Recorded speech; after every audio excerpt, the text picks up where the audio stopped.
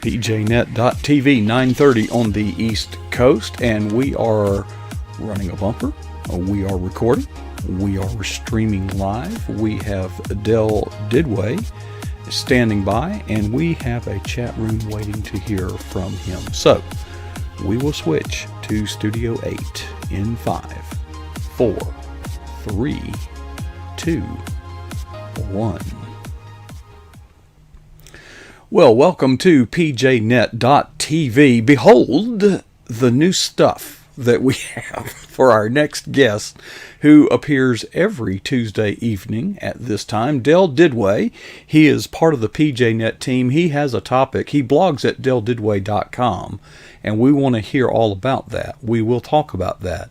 But there is so much more going on with him that I hope we have time to touch on. Let's welcome to the stage Del Didway from the great state of Ohio.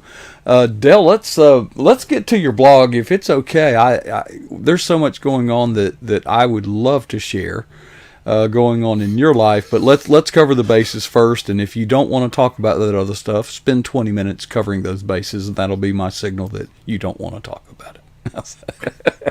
I'll just X out of here and just turn it off. How about that?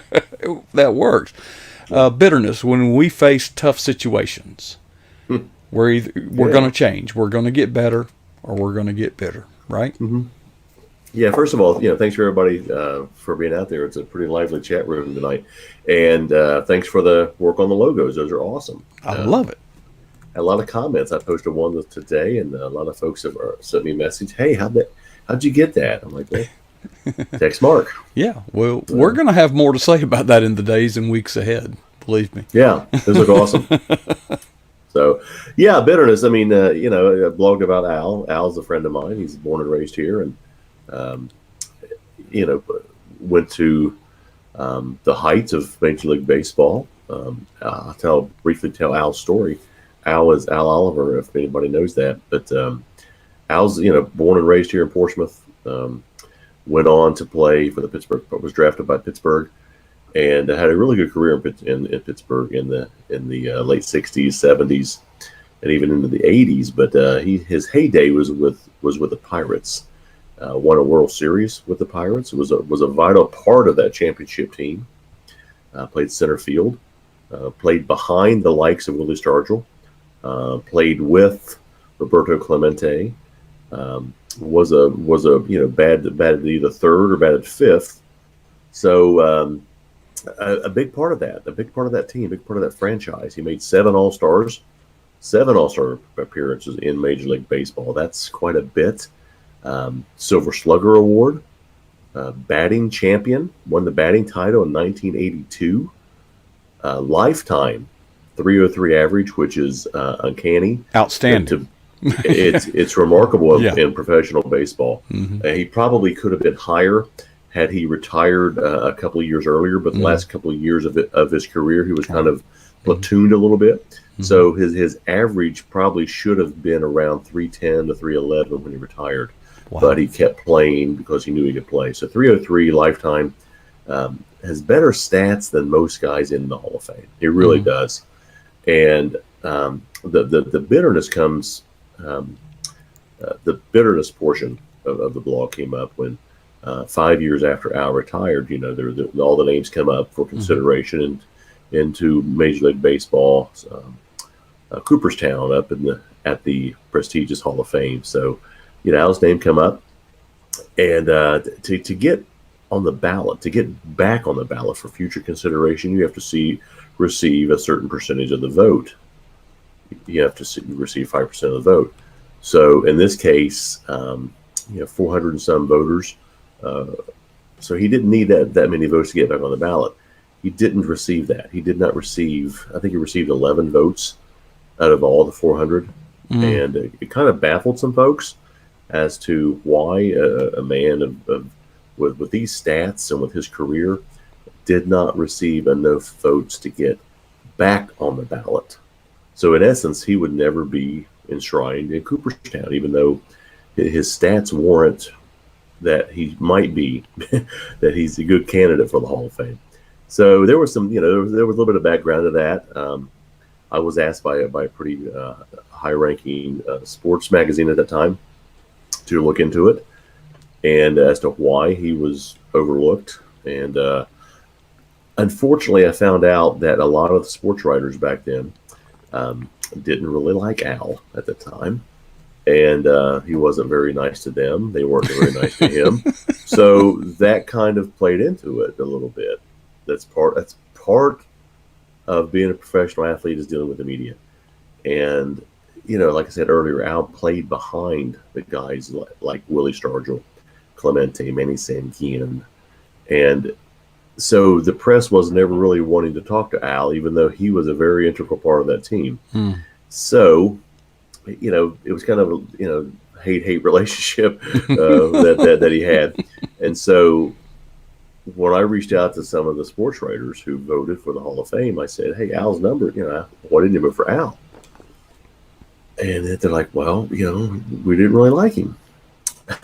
So that was the consensus. In fact, I talked to you remember Larry King. Hmm. Talked to Larry King about it. Larry King was really pushing Al to be in the Hall of Fame and was baffled as to why he was overlooked. Well, the overall consensus was he was overlooked because a lot of the writers didn't care for him. And I've been asked a lot of times, should that be a consideration? Because what he did on the field is different. But it's all one big cycle. Everything goes together. So that was part of it. So fast forward to this past year, there was a lot of talk that Al's name would be coming back up to the Modern Era Baseball Committee. Hmm. And they meet about every other year. Alan Trammell played for the Tigers, was enshrined with the Hall of Fame via this route. It's meant for guys or players who might have been overlooked for some reason, and Al certainly fit this. So his name come up as possible. He could be on this ballot that the Modern Era Committee could elect him, and if they elect him, that he is in the Hall of Fame. Hmm. And do you remember the name Jim Palmer? I spoke to Jim Palmer about it. I talked to Terry Francona because Terry Francona, who coaches Cleveland, played with Al. And Terry Francona was like, "Oh my gosh, Al was the best offensive player I'd ever seen in my life." He said the guy had amazing, he could hit everything. And in fact, when I talked to Pete Rose about him, Pete Rose called Al the best line drive hitter he had ever seen play the game. He said Al was the best hitter he had ever seen. So, long story short, the Modern Era Committee met, and Al, he did not get in.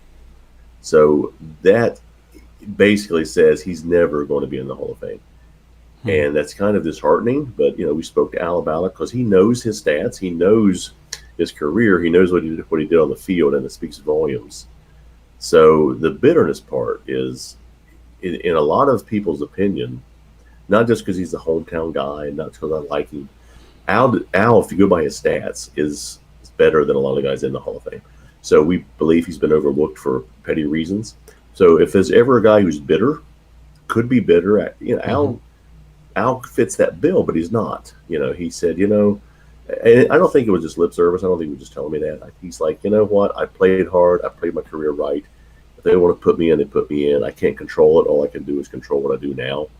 And so he's not bitter about it. He's disappointed. There's a difference being disappointed, being bitter. He's not bitter about it. So he's let it go. He's dealt with it. He's accepted it because he told me, he goes, all the fans still come up to me and say, "Al, you deserve in the Hall of Fame." So that's his compensation for it. Dell, I'm not a baseball fan, but I do love competition. I do love sports. And in competition, if you go after if your goal is to be in the Hall of Fame, if your goal is to win the Super Bowl, okay, you're probably going to fall short. And the reason I say that is your goal needs to be to win the next game, to do your job on this play. And as I was reading your blog, I think that he had successfully focused on what the real goal should be. Winning that big prize is sort of a parenthetical byproduct. We shouldn't go out to make a lot of money. What we should go out to do is to do our job well.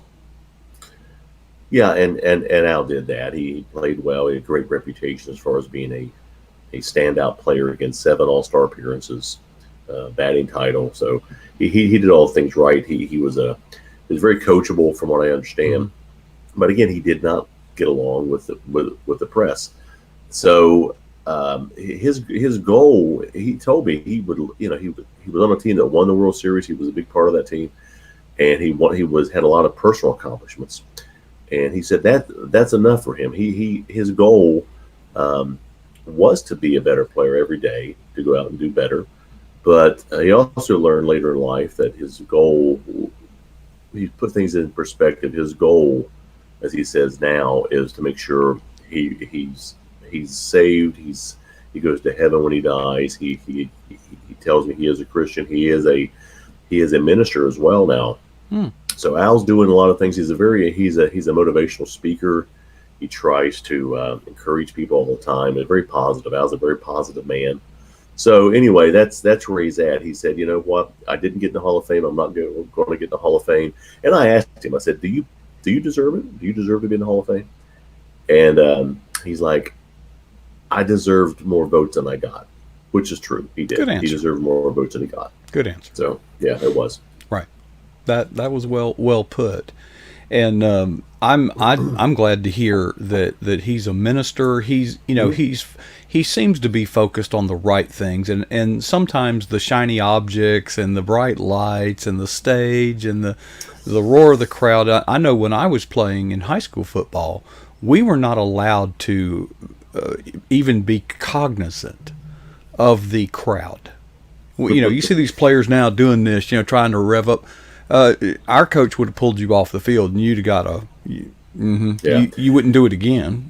Well, when he played, it was a different time too. I mean, there were a lot of fans. There was the '70s and '80s. Not a lot of there was no ESPNs and things like that to glorify the athletes even more. So, there was newspaper, there was television, but there was no constant news about sports. Hmm. So, I think that's why they are the way they are today. They're put on this pedestal. They were put on pedestals back then, but not as high, I believe, because Well, the stage has gotten media. bigger, in effect. Yeah, it I has. mean, But then you got more money. I mean, I was in the '70s and '80s.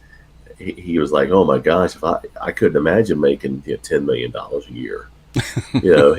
He made a lot of money, but compared to today, not in 1 year though. Yeah. it wasn't exactly. So he's got his perspectives right. He disappointed he's not going to get in the Hall of Fame, and and it's not a question of could he be in. It's his stats warrant it. If you Hmm. stack up, his stats against a lot of guys in it, you're like, why isn't this guy in the Hall of Fame? Well, there are some things that are mysteries, and apparently his relationship with the media was one that kind of came back to bite him, but there's nothing you can do about it. Could someone say he might have just had a bad attitude? Oh yeah, yeah. He told me back then. He was cocky. He was he didn't not necessarily he didn't like it, but again he played behind some pretty big stars who got all the press. Hmm. So and Al was a big part of that team.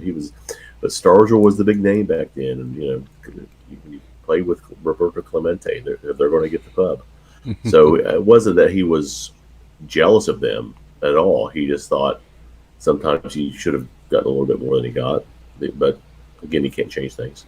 Well, not long ago, you blogged about a quarterback that took the role of second string, and Yeah, again, if you focus your ambition and your energy and your effort on the appropriate goal, you can be content, you can be satisfied, and you can be successful. And I think he's also got perspective. There is a banquet up there that he will be honored. yeah. He said that's always that's always looking forward to, and he knows that. He knows down here's nice to be recognized, but if he doesn't get it, he's fine. He's going to get up tomorrow. He's going to live a life tomorrow. So it doesn't. A lot of those things people forget after they're over. They kind of forget them at times. So it's kind of a. Again, he was disappointed, but he's not. His life isn't over. He's not bitter about it. He's not holding grudges. He didn't wish other people that they didn't get in the Hall of Fame. He didn't.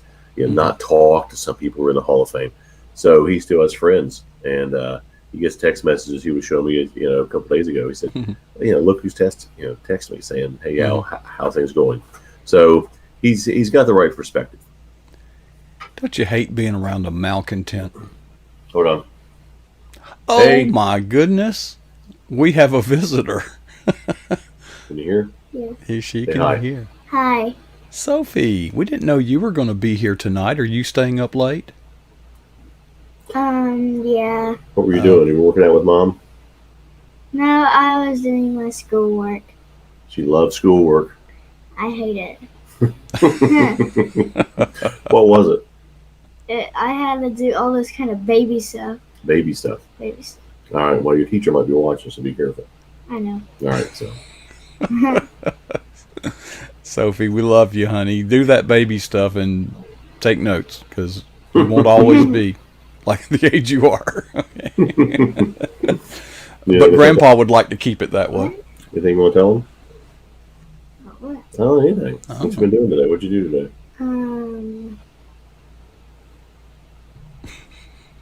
It's a tough question. Yeah, it really is. She did a lot. A lot. I even don't remember. Well, tomorrow I'm going to go fishing, and I got a surprise for my mom. Mm. I hate She might be watching. Yeah. I hate them. Mm-hmm. I hate him too. Mm-hmm. You got a surprise, you're getting a surprise. I know. It's like, yeah, wait. I know, I hate that. I always peek. Yeah. So, well, I'll try to find out what it is and tell you. Okay. Deal? Yeah. All right. Get out of here. Okay. Bye. All right. Here we go. You taking her fishing? I'm not, no. Okay. Del, folks, there are so many things that, if we can, I'd like to share a little bit, because, Del, you've always had that radio voice, but there are so many changes happening.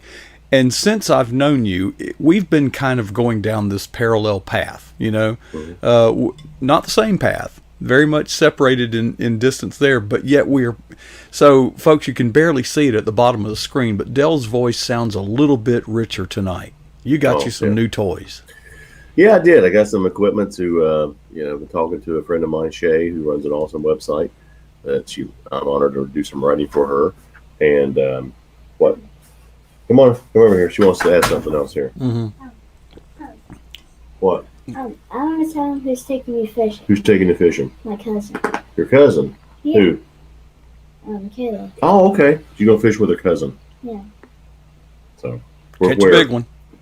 Beside their house, they have a pond. Oh, awesome. Well, have fun. Show her cousin's taking her fishing. Oh. All right. My mom is probably going to drop me off early. Okay. And I remember what I did today. What'd you do today? Gus went back in the weeds. Yeah, guess what? Back in the weeds. The dog went in the weeds. So. Don't follow him. What else? You eat tacos. Yeah, I ate tacos. So it's Taco Tuesday. And then my brother, he keeps going. Yeah, Joel's in bed right now. So don't play it. Yeah, he keeps saying dada, dada, dada. And then, it's pretty annoying. It says Papa too, doesn't it? Yeah. A couple times. He says Bubba, Papa. He says Mama. Mama. Yesterday he said Sissy. Yeah, did he? Yeah. Awesome. All right, we're going to finish our show. Yeah. Come by. Bye. Bye. She might think of something else in a minute. I know. Come on, everybody, lock the door. But so I got some cool equipment here, and talked to Cheryl, and we're going to try to come up with a podcast together, do one together. Now tell us who your partner is. Well, for right now, it's Shay Stevens. She runs the Ohio State House News website, which is awesome. I've been fortunate enough to do a bit of writing for her. She's a pretty smart lady, has some good connections, and so we just thought with her Facebook presence, my Twitter presence, we might be able to get a good audience. And we're just going to talk. We're not going to have guests. I mean, we might occasionally, but I was able to, I ran some of the equipment by you, purchased it, and we're going to set up, and we're going to start doing some trial runs, and we're just going to have a show where we just talk about things. She's kind of an interesting lady and got a good personality, so we're going to give it a shot here. We're going to do a couple of pilots and see how it goes. It'll be a lot of fun, I think. So you're breaking out into a podcast. And I love that equipment. It's I'm the geek, but it's not only a microphone with an XLR connection, your standard audio connection to a soundboard. It's also got a USB connection, so you can plug it into a computer or you can plug it into a soundboard, and it is a cardioid, which means highly directional. It's plugged into my Mac right now. So yeah. So And he's even got a little fire pop up Garage screen Band and try to get a decent show here in about a week or two going, and just see what happens with it. Okay, but that, folks, as exciting as that was, that's not the big news, though, is it, Dale? Be more specific. You got a new gig. Oh yeah. That's yeah. Listen, folks, he ain't fooling me. He knows what. Yeah, I'm doing a little bit of writing for a pretty big organization now. I'm their regular columnist, one of the regular columnists for the Western Journal, which is pretty reputable publication, a very conservative publication. New York Times called them. They have one of the largest Facebook presence of all media. They're up to 37 million followers, and that's pretty big. So we had a post out tonight with them, and we had one. Our first one was yesterday. We have one today. We're gonna have one every day, and a little bit of pressure because a lot more people are going to read this.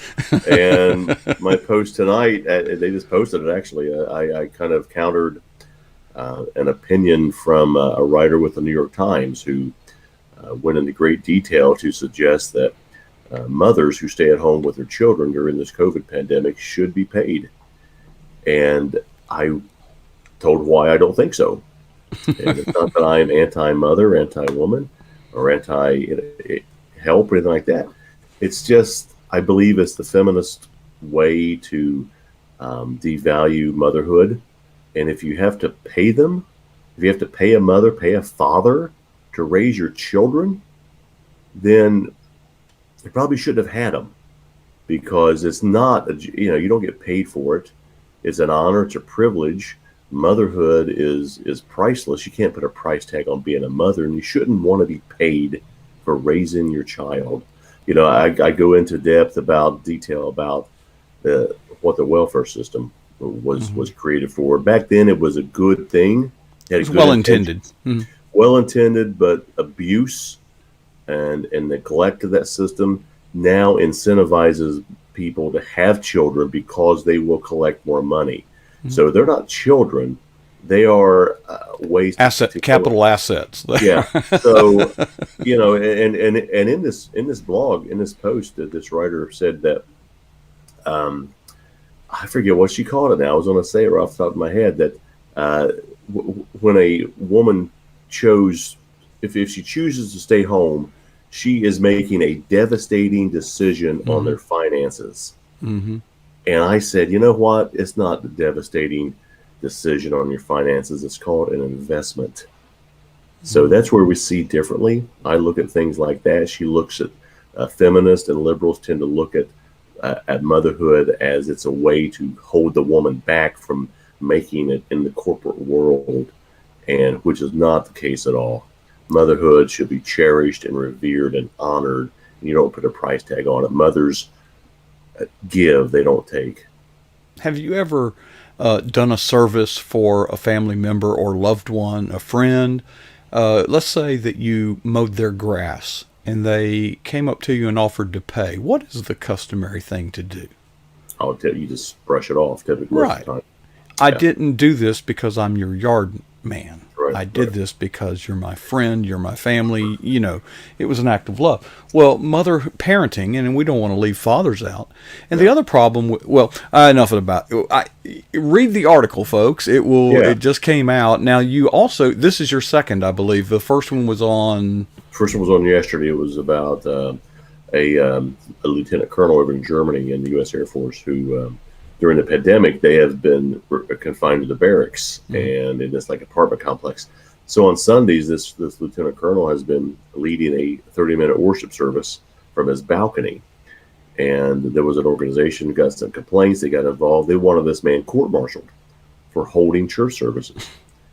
And court-martial. I mean, holy cow! If the worst thing you're subject to on a Sunday for a half hour is hearing the gospel, you can shut your window, shut your door, go somewhere else for a little bit. So there's just some common sense that needs to come into play with some of these liberals that I don't think they're ever exposed to anything like that or ever entertain common sense. So they look at, who's offending me today. Yeah, they're always a victim. Yeah, I had to hear something. Oh. Yes. Yeah, awful. Go sit down and shut up. And I made the comparison. There was a gentleman when I was up at college that he came every quarter. He would come and hold these. He would sit on the street corner and just scream at you and scream that he's preaching what he believed to be preaching. Mm-hmm. And we had to walk by him. Students would sit there in droves and mock him, and he just stood there and take it and screamed and shouted. And if I didn't want to hear it, I'd just go another way. I'd just go a different direction, or I just wouldn't pay attention to it. I didn't file petitions and things like that. So you just avoid. If you don't want to hear it, don't listen to it. If I don't want something on the television, I just change the channel.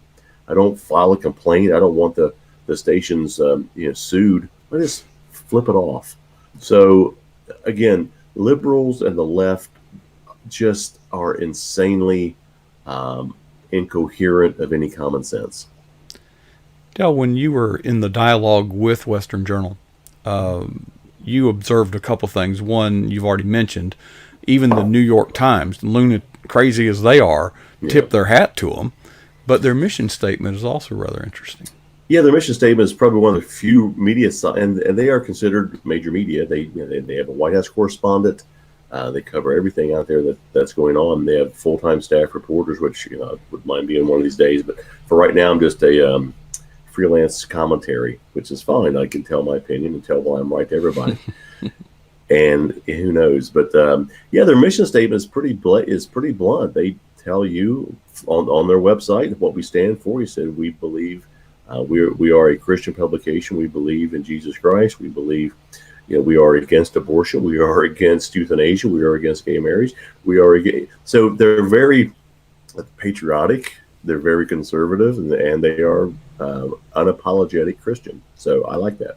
And they want me to try to back up my views when appropriate that way. I don't shy away from it because I don't ever shy away from anything. But if you're arguing with somebody who doesn't believe you, who doesn't believe the Bible, then you're kind of wasting your words. So you want to try to hit them with logic, because most of the time liberals cannot understand logic either. So when you're logical with them and you point out facts, because they kind of turn a blind eye to facts, then you got them. And you can say, this is why I believe this. This is why you're wrong, without bringing in the gospel. But you kind of threw that in at the end and say, by the way. Yeah. Well, and we spoke earlier today, you throw in the word, morality. Yeah, they may not be a Christian, but even a non-believer has some sense of morality and what is right. Maybe misguided, it may be drifting, but they do. They're sometimes they can even be virtuous pagans. If there is such a thing. So, a couple of things, Dale. First, three things. They picked the right guy. They really did. Number two, and I there's a distinction here that I hope that I can make, and hope that it will be well received. One, I'm happy for you. I'm really happy for you. I share in the sense of pride and accomplishment and zeal that you must be feeling. But I also would like to say I'm proud of you, which is different than saying I'm happy for you. Because, you see, when you say you're proud of something, that means that there's a deeper relationship and there's a sense of connectedness. When you say you're proud of somebody, that means that we're on the same team. Right. You can say good job to your opponent. You can shake hands after the game. But Dale, I'm really proud of you. I really am. It couldn't have happened to a better guy than you. And I hope that this experiment blossoms into something way bigger Yeah, and it could. it does have that potential. You know, I'm on your typical 3 month gig, and see, when we'll revisit. But so far the feedback I'm receiving from the editor is good, and that's always encouraging. I mean, he ran my first post. He's ever met me. I sent it in. He says, "Great job. I like this. This is exactly what we're looking for." And tomorrow we'll see what happens. I'll get my assignment tomorrow morning and throw out my opinion, and we'll see what. Yeah, it's a little bit bigger stage than what I've been on in the past. I mean, I've written for some couple. I mean, It's even bigger than PJ Net. I mean, yeah. gee whiz. I mean, I've been focused on the family, but in Clubhouse Magazine and Sports Spectrum, and those are awesome, and Athletes in Action. This is just a little bit bigger stage, which is a little intimidating because a little bit more. I think the post yesterday was shared on Facebook close to like 1,600 times. Wow. So it's a little daunting that a lot of those folks are going to read read that post. So we'll just have to get some thick skin, and I'm sure I'll get some feedback from tonight's post from the Washington Times folks. That's fine. Folks, they can be wrong. They are wrong. Be watching for Dell Didway. He posts his stuff on Twitter, and I guess on wherever, Facebook too. So Dell, we're proud of you, all of us. It is my privilege to speak for all of us. We're very proud of you. We're very happy for you. And I'm excited. I mean, I didn't want to. I mean, this is one of the few. I'd like to work at a couple other organizations if possible, but I would not even dare want to work at some of these other organizations. I wouldn't want my name associated with some of them that are out there right now. So, appreciate everybody being on the chat room. It's a pretty lively bunch tonight. I've been hearing all the popping next to my ear here. Ding, ding, so, ding. Yeah, it's good. That's very encouraging, and that's always uplifting. So, I always appreciate everybody being on there.